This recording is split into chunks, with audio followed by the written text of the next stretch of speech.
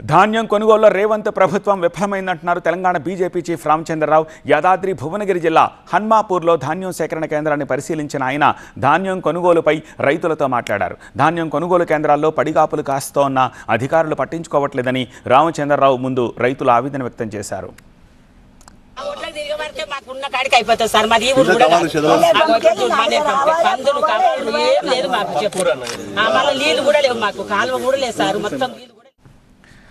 ధాన్యం కొనుగోలు కేంద్రాల్లో రైతులు అవస్థలు పడుతోన్న ప్రభుత్వం పట్టించుకోదా అని రామచంద్రరావు ప్రశ్నించారు. అకాల వర్షాలతో ధాన్యం మొలకెత్తి రైతులు నష్టపోతున్నారని, కేంద్రం ఎంఎస్పీ పెంచినా ఆ దిశగాను అధికారులు చర్యలు తీసుకోవట్లేదన్నారు. రైస్ మిల్లర్లు, దళారులతో కొందరు అధికారులు కుమ్మక్కవుతున్నారని రామచంద్రరావు ఆరోపించారు. ఏ రైతు మీద అయితే రైతుకు ఆ రోజు మాట ఇచ్చినటువంటి ఈ ప్రభుత్వం ఈరోజు రైతుల్ని మర్చిపోయారు, రైతుల్ని గాలికి వదిలేశారు.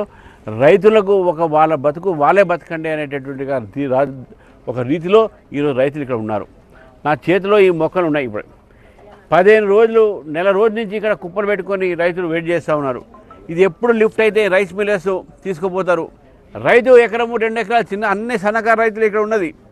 మళ్ళీ ఏ విధంగా ఈరోజు వాళ్ళు బతకాలి, ఏ విధంగా ఈ అమ్మాలి ఇవి. నేను ఇప్పుడు జేసీ గారితో మాట్లాడాను.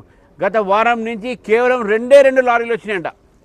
ఇక్కడ చూసా మనం 40-50 కుప్పలు పడి ఉన్నాయి. అక్కడ ప్రభుత్వాన్ని కూడా కోరుతా ఉన్నాను నేను. రైస్ మిల్లర్లు అదేవిధంగా ఈ దళారీలు మధ్యన ఉన్నటువంటి ఒక ఏదైతే కుమ్మక్కతనం అవుతుందో దానివల్ల ఈ పరిస్థితి ఈరోజు ఏర్పాటు పడింది రాష్ట్రంలో. రాష్ట్ర ప్రభుత్వములో ఉన్నటువంటి కొంతమంది అధికారులు, దళారీలు, రైస్ మిల్లర్సు, కమిషన్ ఏజెంట్లు వీళ్ళందరూ కుమ్మక్కై రైతులకు అన్యాయం చేస్తూ ఉన్నారు. రైతులకు పరిస్థితి ఏ విధంగా అంటే తక్కువ ధరకు అమ్మడానికి వాళ్ళ మీద ప్రెషర్ పెడతా ఉన్నారు.